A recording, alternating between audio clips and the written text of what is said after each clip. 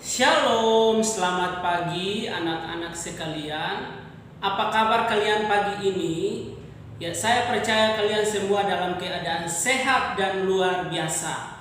Kita akan mulai pelajaran kita pagi ini. Sebelumnya kita mau berdoa, mari kita berdoa.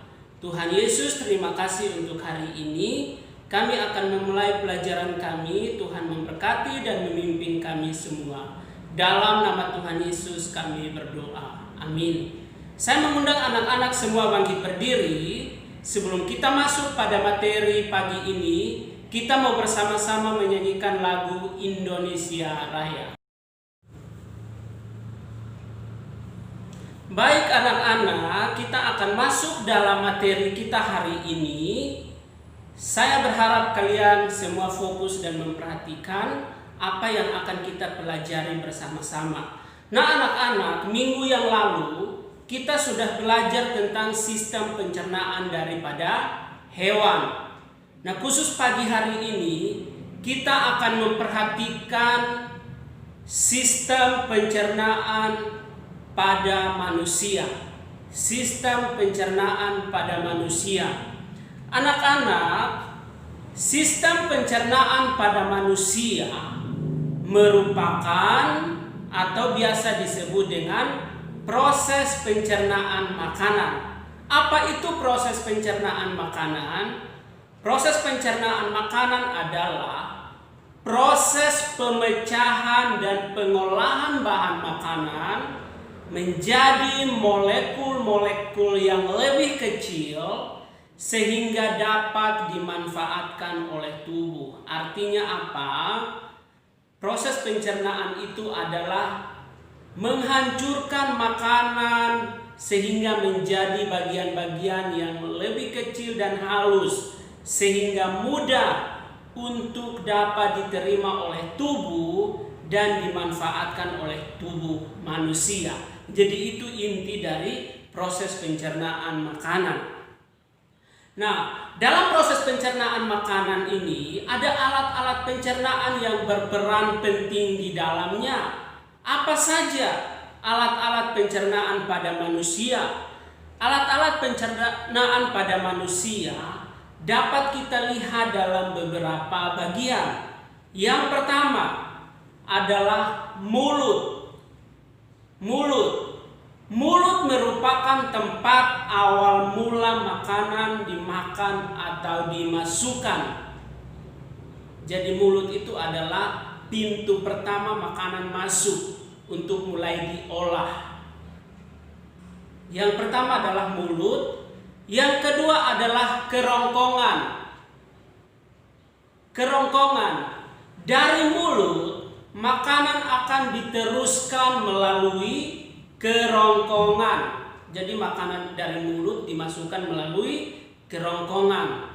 Dan yang ketiga adalah lambung. Lambung merupakan tempat makanan dicerna dan sejumlah kecil sari-sari makanan diserap oleh tubuh atau diserap.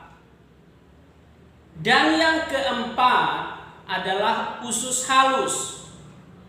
Usus halus itu merupakan tempat sebagian besar proses pencernaan dan penyerapan nutrisi makanan terjadi. Atau juga secara khusus usus kecil itu berfungsi untuk melanjutkan proses pencernaan makanan. Dan yang kelima, ini adalah usus besar. Fungsi dari usus besar adalah memproses tahap akhir pencernaan makanan. Di dalam usus besar itu terjadi penyerapan air, menyerap vitamin, mengurangi keasaman dan melindungi tubuh dari infeksi, dan memproduksi antibodi. Itu fungsi dari usus besar. Lalu yang keenam adalah anus. Anus merupakan bagian akhir dari proses pencernaan manusia dan berfungsi sebagai pembuangan atau membuang kotoran dari sisa-sisa pencernaan makanan. Biasanya kita sebut dengan buang air besar atau BAB pada manusia. Nah, ini adalah beberapa sistem pencernaan makanan pada manusia yang sangat berperan penting dalam proses manusia memakan sesuatu untuk tubuhnya, untuk kesehatan tubuhnya, untuk memperoleh energi di dalam tubuhnya. Kita akan memperhatikan selanjutnya, selain sistem pencernaan makanan di atas, kita tidak boleh lupa ada beberapa kelenjar pencernaan yang dapat membantu proses pencernaan pada manusia.